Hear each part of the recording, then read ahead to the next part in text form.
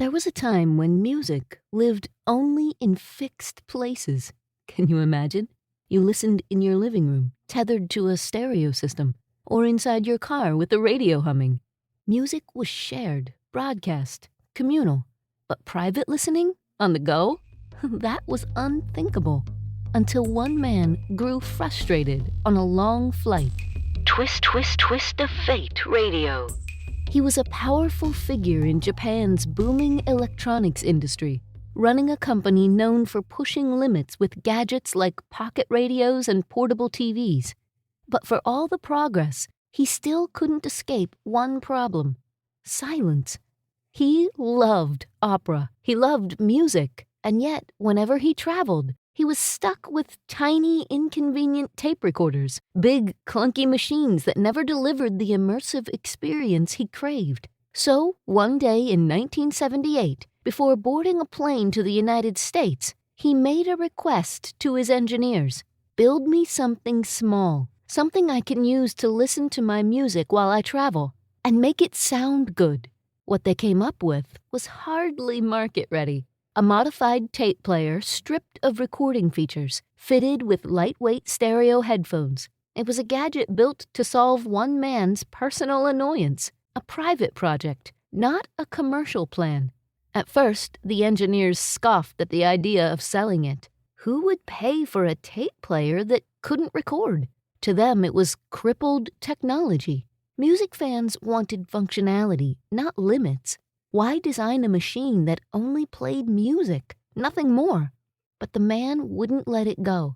He saw what others didn't. He pictured young people carrying their favorite songs with them everywhere.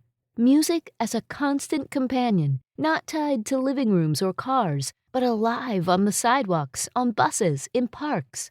When the device finally launched in July 1979, it wasn't called the Walkman yet. In fact, even the marketing team was skeptical. Ads featured two people listening together with a double headphone jack, as if they were embarrassed by the idea of solitary listening. Early critics mocked it. They said no one would buy a machine that cut listeners off from the world. But then, something unexpected happened. College students picked it up.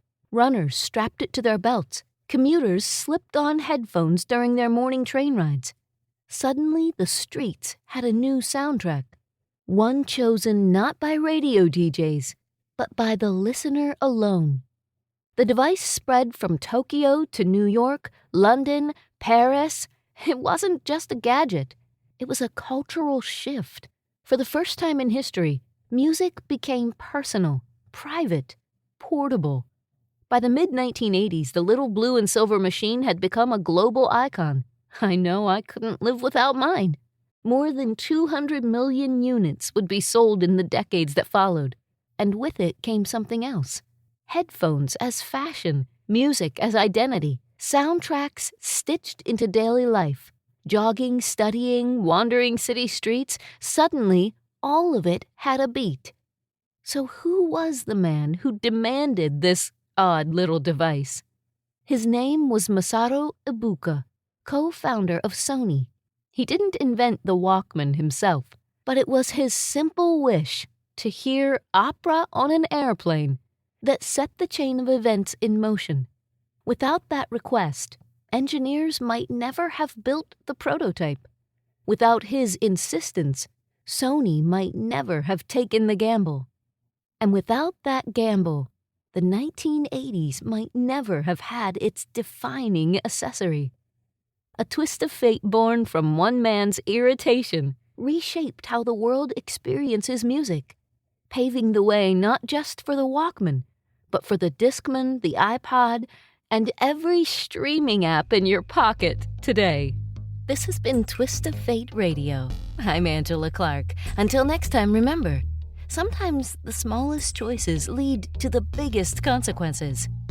Want to explore more stories like this? Visit twistoffateradio.com. There you can read more details about this story and others like it. Plus, you can submit your own Twist of Fate story to be considered for a future episode.